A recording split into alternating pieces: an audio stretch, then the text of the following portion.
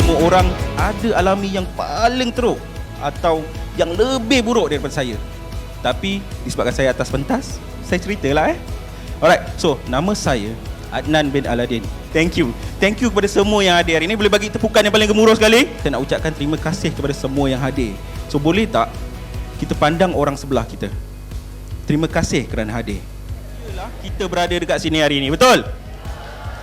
Kalau dia tak bagi kebenaran, mungkin kita berada dekat jam, dekat rumah, betul, tengah masak ke, mungkin yang suami tengah pergi kerja ke. Tetapi dengan kebenaran mereka ni lah kita boleh hadir dekat sini. Terima kasih banyak-banyak kepada mereka, okey? Kalau mereka tak ada dekat sini, kita teks. Terima kasih bang, terima kasih sayangku sebab bagi saya kebenaran hadir dekat hari ni. Sekarang dah tengok orang kiri kanan, now look at me. Tengok saya. Sebab saya berada dekat atas pentas ni adalah hasil daripada apa yang kita lalui, apa yang FRR buat, apa yang dulu Next Group buat dan apa yang Kuku buat pada kita hari ni. Betul? Dulu cili-cili padi kecil, sekarang macam apa?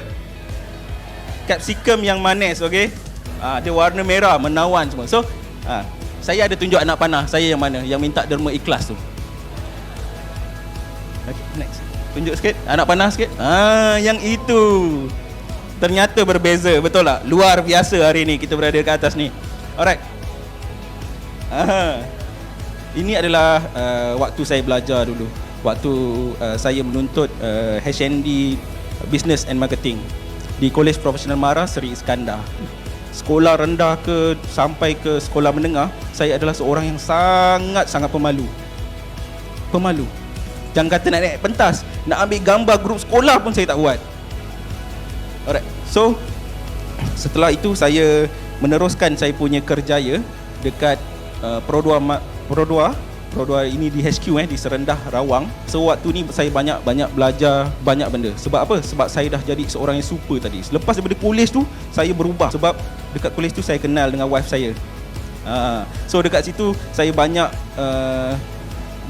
bergaul dengan orang, berkawan dengan orang, banyak juga buat presentation yang mana presentation tu saya duduk belakang. Sama ke? Oh tak sama sebab presentation tu saya duduk belakang, tukang pegang. Itu pun muka dekat belakang kertas tu. So selepas tu saya meneruskan saya punya kerjaya di Pro 2 Marketing sebagai intern. So saya masuk dekat Pro 2 ni sebagai pelatih lah. So maksudnya saya bekerja dekat situ dalam tempoh 6 bulan. Saya berjaya tamatkan pelajaran dan juga saya diterima masuk di dalam Pro 2 tu. Saya bermula dengan jawatan AA, bukan Adnan Aladin, tapi admin assistant. So selepas tempoh tu, dalam tempoh setahun, saya dinaikkan pangkat kepada eksekutif pula.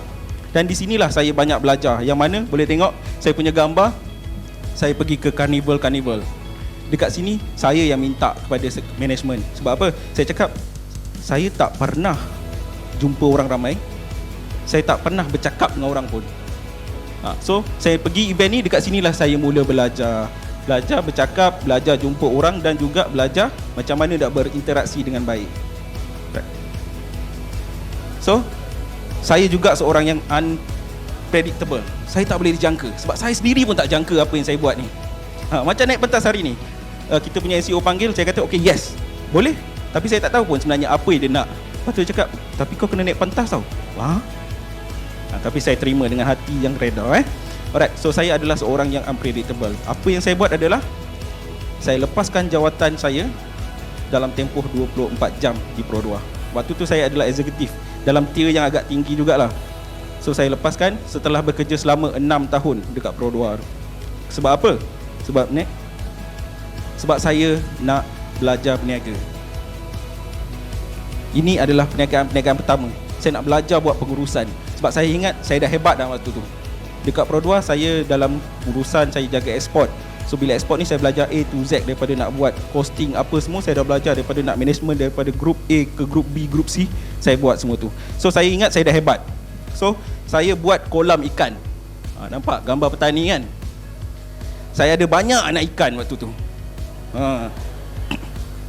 Orang sebut apa? Saya ada anak ikan, jangan risau. Saya ada banyak anak ikan di dalam kolam-kolam yang saya ada. Jangan salah faham. So ini adalah gambar kita dah ada satu perniagaan bisnes yang maju.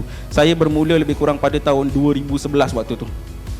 Perniagaan ni kita teruskan sehingga nanti saya cerita. Alright, next. Bulan, 7 bulan, 6 bulan macam tu setiap tahun. Memang best lah kan. So duit ada banyak, memang happy. Kita rasa kita boleh buat benda. Itu sebab saya letak jawatan saya dalam tempoh 24 jam. Saya cakap cuti saya banyak lagi. So saya bekerja cuma ada lebih kurang dalam 1 hari sebenarnya. Bos kata, bos pun terkejut. Betul ke? Lepas tu saya terus letak jawatan. Saya balik rumah, baru saya beritahu wife saya. Weh, dah berhentilah dia bestnya.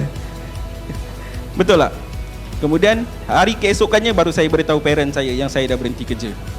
Saya ni bukan orang yang nak ambil tahu banyak benda. Bila saya dah bekerja kat satu tempat tu, saya akan buat betul-betul. Saya akan pastikan saya berjaya dekat situ. Saya akan pastikan saya akan naik stage. Saya akan pastikan saya akan naik pentas. Saya buatkan on behalf of isteri saya waktu tu.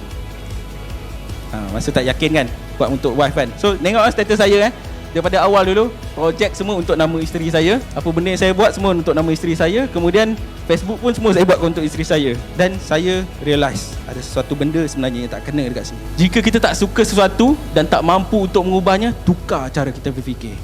Saya tak suka buatkan untuk orang. Saya tak suka buat, tapi orang lain yang kena kerja keras sebab apa yang saya buat. Contoh saya buat untuk wife saya kan, saya katakan, tapi orang akan tanya wife saya pasal benda kuku, dia akan stres juga. Bila dia stres macam mana, apa jadi? Taklah, dia tak pernah marah saya. Dia cuma cakap je. Saya nak tanya, berapa modal untuk jadi ejen kuku?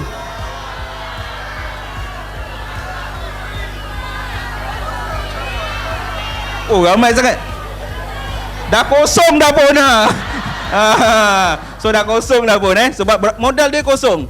Sebab datang sini pun kita datang dengan memodalkan kosong, tak ada modal. Tak payah pakai duit, orang kata. Poket lain tak ada. Semua kosong Poket pun dah kosong sebab modal dia kosong. So kita tak perlukan apa-apa untuk menjadi ejen, betul tak? So dekat situlah kita ada benefit dekat situ. Kat situlah benda paling senang tadi. Ingat sini, betapa ramai ejen yang berada dekat sini. Berapa semua orang dekat sini bersemangat yang sama untuk cipta kejayaan yang sama. So kita kena be visible, tunjukkan dekat orang. So ini adalah saya sertai pada bulan Oktober. Disebabkan saya tak tunjuk, saya cakap guna nama wife, so sale saya kosong. Bila saya cakap saya yang buat kuku, sale saya jadi 6. Okey tak? Tu baru terangkan saya kan, saya buat kuku kan. Daripada saya gunakan nama wife, sale kosong. Bila saya cakap saya yang buat kuku, terus 6. Sebab apa? Ini adalah event yang pertama saya lah. Be visible, salah satu tu tadi adalah saya secara automatiknya, saya waktu tu saya masuk bulan Oktober, saya ada sale bulan Disember. Nampak rajin kan. So bila bulan 1 tu ada event, saya cakap NCM saya waktu tu, NCM Azri Azman, dia cakap dengan saya, ada event ni, dia sibuk dengan event. Saya tanya dengan, event ni saya boleh masuk tak? Dia kata, oh belum lagi sebab yang ni untuk achiever je. Sedih tak? Sampai saya, tak apa, saya bukan achiever pun, tapi saya nak jadi komiti, saya nak buat kerja. Tugas saya waktu tu diberi hanya untuk jaga pintu.